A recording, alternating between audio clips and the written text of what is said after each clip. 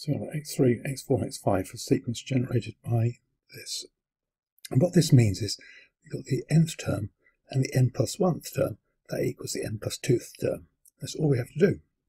So first one we want to work out is x3, and we're told that x1 is 1 and x2 is 1. Then if the third one, that basically means putting n as 1 in there. And so we'll get x3 subscript 3 will equal x, that will be a 1 there, so that'll be 1 plus 1 is 2, and that'll be a 1 there. So that'll be the third term will be x2 plus x1, and that equals 1 plus 1, which is 2. The next one, x4, is going to be x3 plus x2, which is 2 plus 1, 2 plus 1, which is 3, and x5 will be x4 plus x3. x4 is 3, plus x3 is 2, so that equals 5. So we've got 2, 3 and 5, and that's 1 done. And now on to question 2. Okay, so this one here, we've got to complete the term-to-term rule in using subscript notation. So this is going to have to be something to do, we're going to get un plus 1, it's going to be something to do with un. Don't know what it's going to be, but it's got to have un here. And what happens here? That goes up by 5, that goes up by 10, well, that goes up by 20, and then that goes up by 40. So it's not a linear sequence.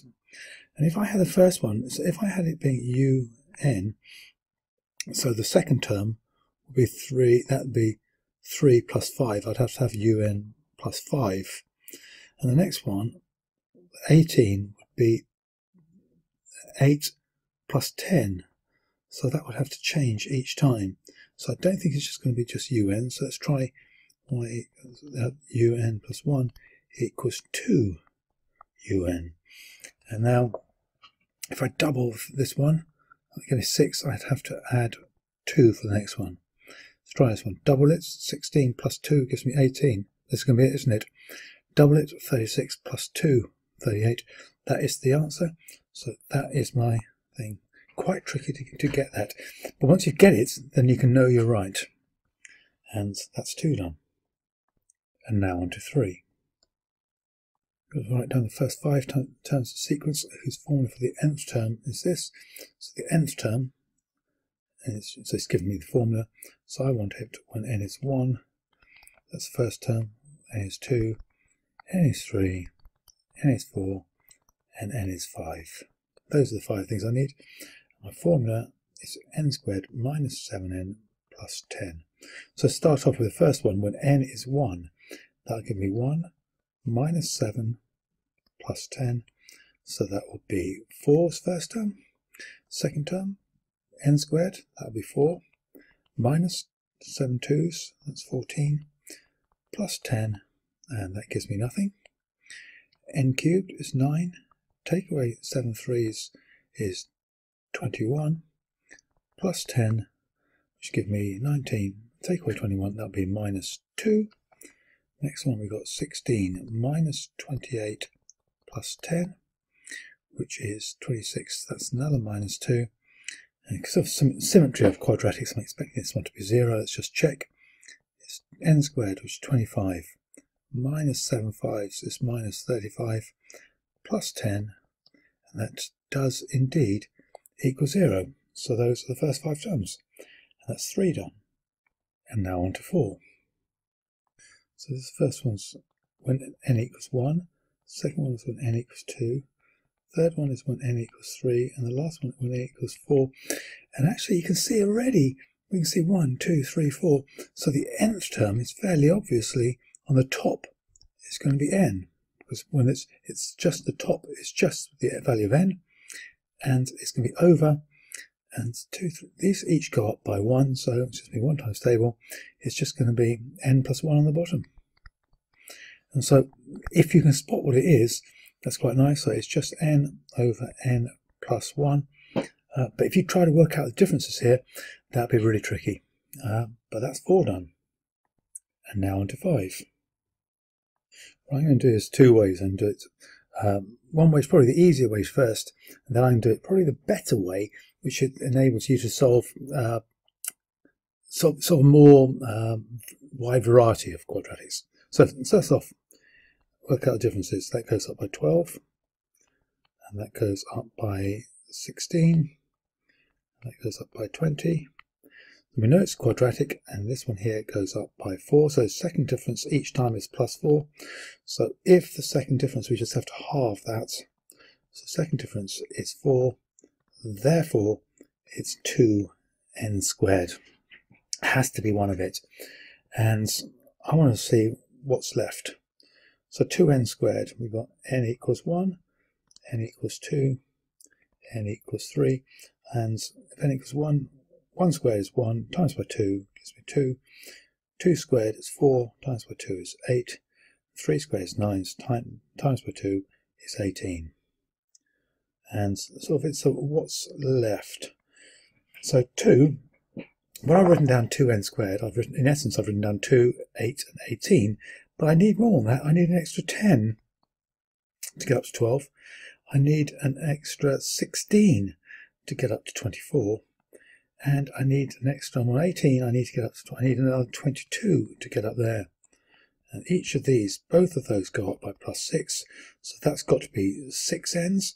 So I've got 2n squared, I've got another 6n. Let's just see what that is. 6 ones are 6. How do I get to 10? I have to add 4. 6 2s are 12. How do I get to 16? I add 4. That's it. So that's my formula, 2n squared plus 6n plus 4. I'll do it the more mathematical algebraic way in red. So we know it's quadratic, so it's going to be an squared plus bn plus c.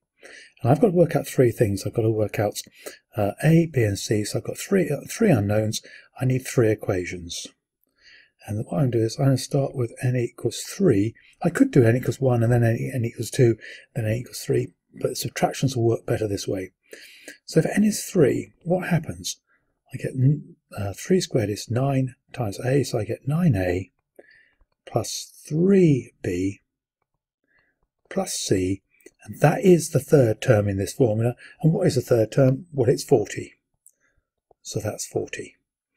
If n equals 2, what do I'll get 4a plus 2b plus c, and that's the second term, which is 24.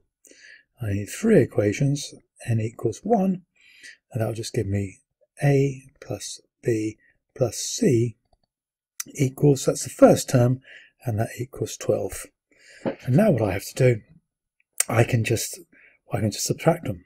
Because if I subtract the first one there and the second one there, if I subtract them, so if I do 1 minus 2, that'll give me 5a plus b, be no c's, and that will equal 16.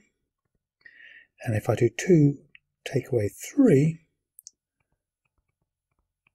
that will give me 3a plus b equals 12. And now I can subtract those, and that will give me 2a equals 4. And so a equals 2. Having got a equals 2, I need to substitute it into one of the other ones. So I will substitute it into the easier one, which is that one there. And that will give me 6 plus b equals 12. And so b, take away 6 from both sides, b equals 6. And then I need to substitute both of them, and I will put them a is 2 into there, b is 6 there, and that will give me, if I bring that down to here, that will give me a 2 plus 6 plus c equals 12. So that's 8 plus c is 12, so c equals 4. And so we've got, that's our equation, a n squared, so it's going to be 2n squared, plus bn, so it's plus 6n, plus c, and that's going to be plus 4. So that's a probably better way, but you may well want to do it with 5. Either way, doesn't matter. But that's 5 done. And now on to 6. So the nth term is 3n squared plus 5. Who just says that 82 is the number in the sequence? Well, let's just see. If it is, then we'll be able to find a value of n which makes that true. So 3n squared plus 5 is going to be 82. And if she's right, then we'll find that n will be a whole number. So take away 5 from both sides, and that will give me 3n squared equals 77. Don't want 3 of them, I just want 1, so I need to divide it by 3 and divide that by 3, and that gives me that n squared equals, don't know that, so 77 divided by 3, it goes 2, remainder 1, it goes 5, that's 15, so remainder 2, and it goes 6 times into there, that's 18, remainder 2, so it's going to be 6 recurring. So that's 25.6 recurring, which is not a perfect square. It's not a square number, therefore not in sequence. It's quite close, but it's not. If actually, so I'll do this in red, don't need this bit, but it's just for interest. If n squared equals 25, then 3n squareds would have been 75, and then 3n squared plus 5, let's add 5 to that, would be 80. So 80 would be in sequence. But we didn't need to do that, but it's 6 done anyhow. And now on to 7. Louis states position to term rule sequence. This, so the nth term is this. Is he correct? Well, let's have a look. If n equals 1, we end up with 1 squared, which is 1 times by 2, 2, plus 5, take away 3, 7 take away 3 is 4, he's right on that bit. If n equals 2, well, 4 times 2 is 8, plus 10, minus 3 is 18, take away 3, it's 15, it's looking good. Just check, n equals 3, n squared 9, times by 2 is 18, plus 5 threes is 15, and then take away the 3, and that equals 30, which is not there, so it doesn't fit. And all it doesn't matter, as long as it doesn't fit 1, that means it doesn't fit. So is he correct? No, he's wrong, unfortunately. I suppose we could have just seen what it was. It might have been quadratic. That goes up by 11. That goes up also by 11. It's linear, isn't it? They all go up by 11. So actually the rule should be 11 n's. If n's 1, 11 times 1 is 11. I need to get to 7, so I need to get to 11, 4 rather. So I need to take away 7. And that is actually the formula, but that's how I would have done it. That's 7 done. And now on to 8. So the nth term of this one is 300 minus 10n. This is the nth term of the other one. If they've got one which is both equal in value and in the same position, that means the nth term of this has got to equal the nth term of this one. And so we're going to have it like this. 300 minus 10n equals 8n squared plus 5n plus 25. Because this is the nth term, the nth term of this equals the nth term of that. They must both equal each other. Got a quadratic, so I want it always to equal 0. And I've got 8n squared over here, so I want to get everything else onto there. So I add 10 n's to both sides. Actually, I'll take away 300. I'll do it at the same time. Take away 300. I like how I always put it under the right thing. So this one will give me 0 equals 8n squared plus 15n, and that'll be minus 275. So I've got a quadratic where it equals 0. I'm going to use the formula. So a equals 8, b equals 15, c equals negative 275, and n equals minus b. I might as well write down the formula. Plus or minus square root b squared minus 4ac all over 2a. Put the values in, so it's minus 15 plus or minus square root of b squared, well it's 15 squared, that's 225, but times by 4, multiplied by a, which is 8, and multiply by c, which is negative 275. Don't forget when you put that in, you probably have to put that in as a negative as opposed to subtract. All over 2a, that's all over 16. Put that in there, put it in with the minus, or whichever one first, and you get minus 110 over 16, which is minus 6.870, that's no good, or 80 over 16, which equals 5, which is good. So we've got it. We can find out what it is. The fifth term is 300 minus 10 lots of 5, 50, so that's 250. Of course, I could always put n as 5 into this bit to get 8 25s, plus 25, take away 25, will give us 8 things, and it's also 250, and that's 8 done. Yeah, just to confirm that, that's 8 25s, which is 200, plus 25, plus another 225, 250. Doesn't matter, but way easier to do it by the linear one here. And that really is 8 done now. And now on to 9. Okay, this bacteria doubles every 2 hours, 300 at the beginning, maybe after 18 hours. So we start off with 300. 2 hours later, we'll have 300 times by 2. After 4 hours, I'll have 300 times by 2, that's what I've got here, times by 2. And I'm not trying to work it out because I'm trying to spot what happens.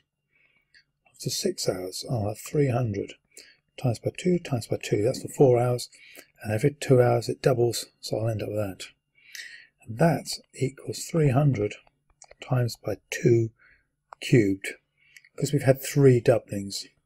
So for 18 hours, which we got here, we will have 9 doubles, which equals 300 times by 2 to the power of 9, which is 153,600. It's nice and easy. And that's 9 done. And now on to 10. Laura, unfortunately, is not well, given some medication. She takes 200 milligrams of medication first day, and then decreases it by 1/2 each day for 1 week. So when n equals 1 first day, she's going to take 200. And the second day, she'll have 100, which I suppose we want to know how to work that out, is 200 times 1/2. The third day, it's going to be 200 times 1/2 times 1/2. And fourth day will be 200 times 1/2 times by 1/2 times by 1/2. So on the nth day, because I need to find the position to turn rule for this sequence, the nth day, we've got to have 200 times by 1/2, and how many? Well, when it's 4, I have to times by 3. When it's n's 3, I times by 2, so that would be times n minus 1. And so for the 7th day, it'll be 200 times by 1/2 to the power of 6, which is 200 times by 1 to the power of 6 over 2 to the power of 6. You can put it into a calculator anyhow. It's quite nice seeing how it all works. 1 to the power of 6 is 1 over 2 to the power of 6, and that does equal 200 times 1 over 64, which equals 3.125 milligrams, or right to nearest milligram, therefore 3 milligrams. Always check that stuff. And that's 10 done. And now onto the extension. Okay, sum of 8 consecutive even numbers is 280. What are the first and third terms? With an even number, 2n, that's an even number, because it's an n times by 2, it has to be even. And the one which comes after that will be 2n plus 2, and then 2n plus 4, 2n plus 6, that's 4 of them, 2n plus 8, 2n plus 10, 2n plus 12, and 2n plus 14. That's 1, 2, 3, 4, 5, 6, 7, 8. That's 8 consecutive even numbers, and if I add all those up, it must equal 280. And you should be able to take it from there. And that's the whole of these sequences done.